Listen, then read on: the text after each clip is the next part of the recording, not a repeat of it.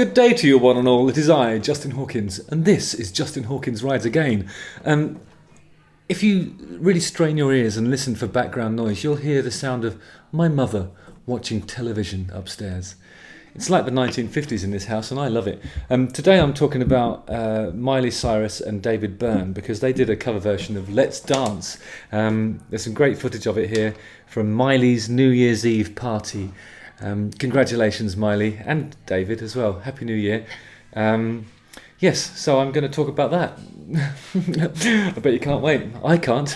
Justin Hawkins rides again.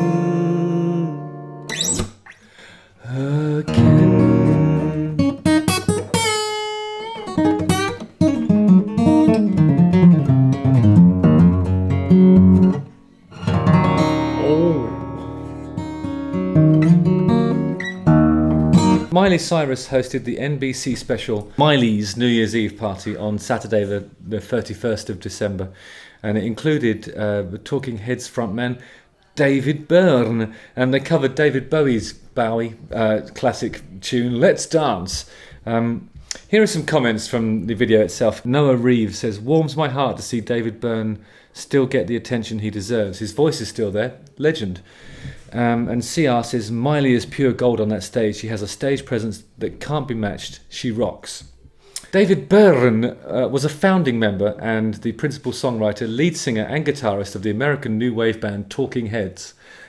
He's 70 years old now, so he's doing well, isn't he? I'm just going to do like a little bit of posing so that there's some thumbnail options.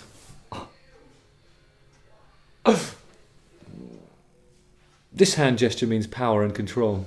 I have neither. Miley Cyrus is a 30-year-old American singer. She's done so much in her life. It seems preposterous that she's still only 30. When Alexander the Great of Macedonia was 32, I think, he wept salt tears as he surveyed the landscape, realising that there were no more kingdoms to conquer. And Miley Cyrus is only 30. Daughter of Billy Ray Cyrus, who did Achy Breaky Heart, and the goddaughter of Dolly Parton, who did a lot of other songs as well. Right, let's have a look at this performance, and I'll tell you what I reckon, shall I? Yeah, nice. Put on your red shoes and dance the blues. Oh my God, David Byrne's voice is amazing. It's so distinctive, isn't it? I think it's the first Talking Heads album. I listen to it a lot. Actually, I'll probably do one of those episodes. I used to do those top to bottom banger albums. That first record is certainly top to bottom bangers. I love seeing him. I just love seeing him in general because I think he's a dazzling entity. But I love seeing him in a oversized box, the big suit, the famous Talking Heads big suit. It would have been so cool if he'd shown up in that. But I suppose you get to a certain age when wearing a big suit like that would make your audience worry that you've wasted away somewhat, whereas in the past it was just, something hilarious to look at with his young face at the top of it, Yeah.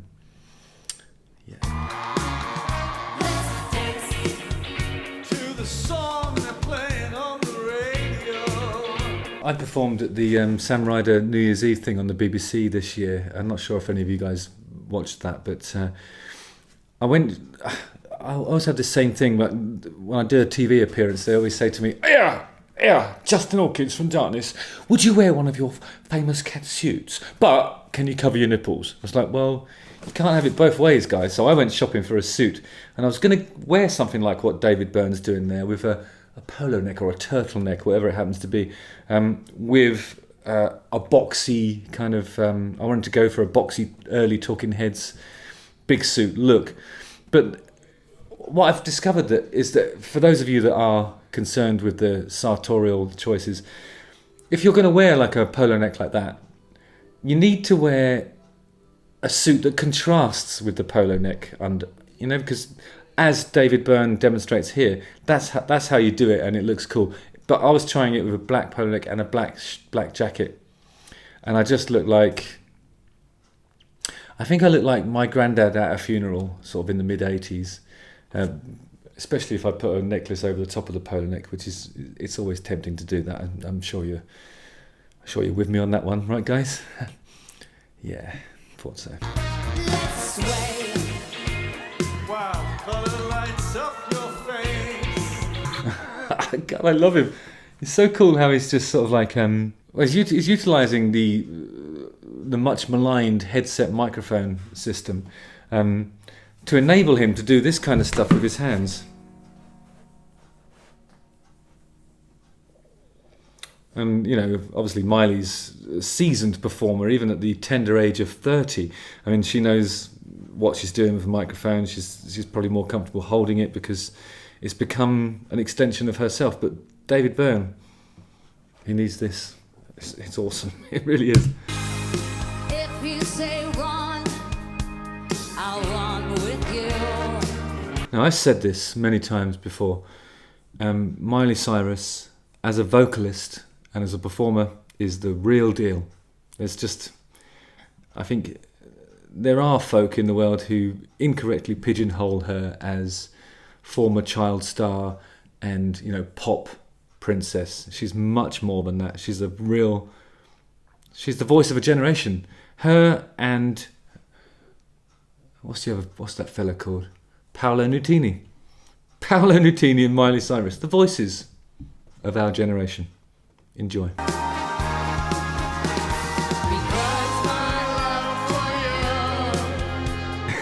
When they sing in the same octave and they're sort of doing a unison thing, it's sloppy as all hell, but it's beautiful and live and it's really exciting. This is a great combination. Miley Cyrus and David Byrne. It's the collaboration we didn't know we needed, but evidently we did need it. We didn't know, but we did need it. Just to clarify.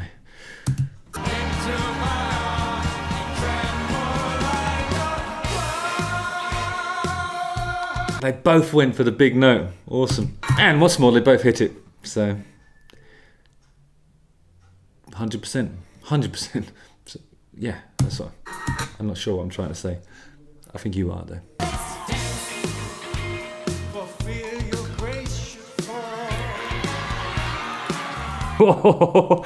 Okay, well, Miley is more or less stealing the moment there with some gyrating and, you know, sensual dancing. I think they call it twerking, don't they? It's a young man's game, that twerking. And I don't know how David Byrne's able to concentrate on the line at hand. I mean, he's staring direct. I've paused it now at 1 minute 55. He's staring directly at Miley Cyrus's buttocks, which will probably lead to a letter and or a phone call from the HR department afterwards. But it's live, so what can you do?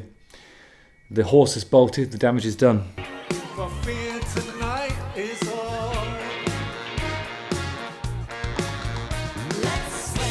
I love the way midway through the verse you get the drum fill goes do, go, which I think is Omar Hakim on the original, and then the big significant fills that changed from the compositional segments of the song go ga. So the difference is that's the two fills that you're going to hear a lot of in here. But I mean, really simple stuff, but it's so iconic, isn't it? And if you don't hear it in a cover version of this, you feel robbed, I think. But we are hearing it, so we don't.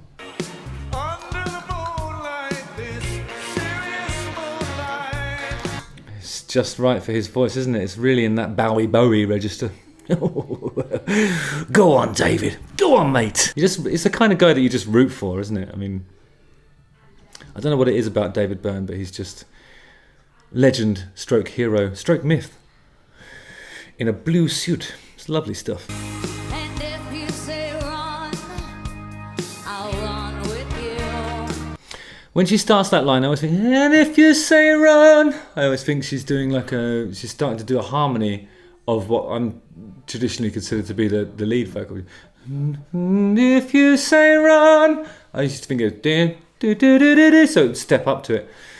But no, Miley's just right up there. If you say run, no step up required. She's just already there waiting for you at the top of the ladder.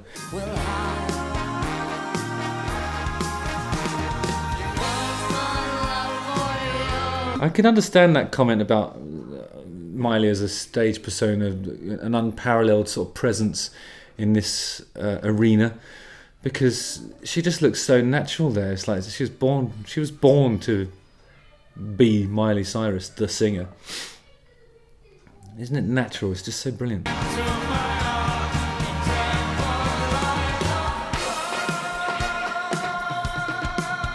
God, she stood back and let David Byrne take that big note. They put loads and loads of reverb on his voice. I mean, I imagine this is probably a pre-recorded thing and then they've mixed it afterwards, because it's a sensational mix. Really sounds great. The thing I was doing on New Year's Eve was pre-recorded.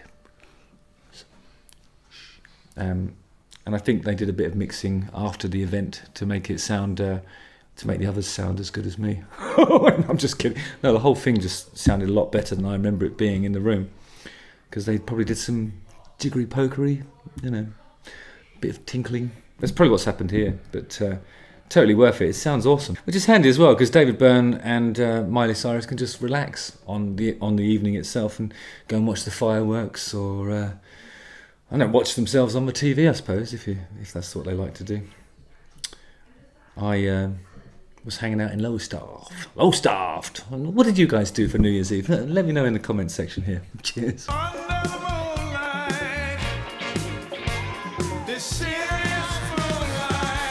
Yeah, I think he was about to jump the gun there. Paused, took a moment, and allowed Miley to join in with that big, significant line about serious moonlight.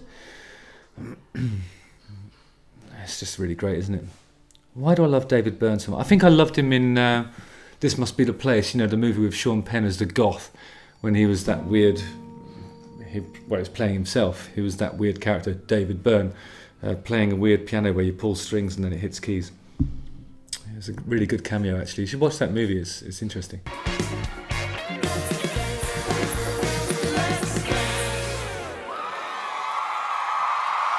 I mean, it does sort of... David Byrne has this kind of sort of bewildered demeanour that you'd expect from a man of his age in a situation like this. But he's always had that, I just don't think he's changed at all. His voice sounds exactly the same as it always did. It's really awesome. I don't know whether he and or the Talking Heads are going to do any more touring, but if they come to a town near you, go and see it. And don't forget, Miley Cyrus is just awesome in every situation, so... I don't know why I expected anything else. It's really fantastic. I wish I was there. But as I said before, I was at the BBC studios recording a live performance for the Sam Ryder thing, which was definitely live and wasn't pre-recorded in the slightest.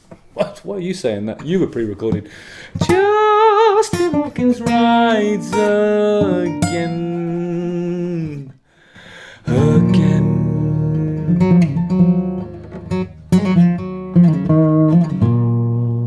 Don't forget to like, subscribe, hit the bell for notifications, watch one of these two videos again, and I'll see you on the ice.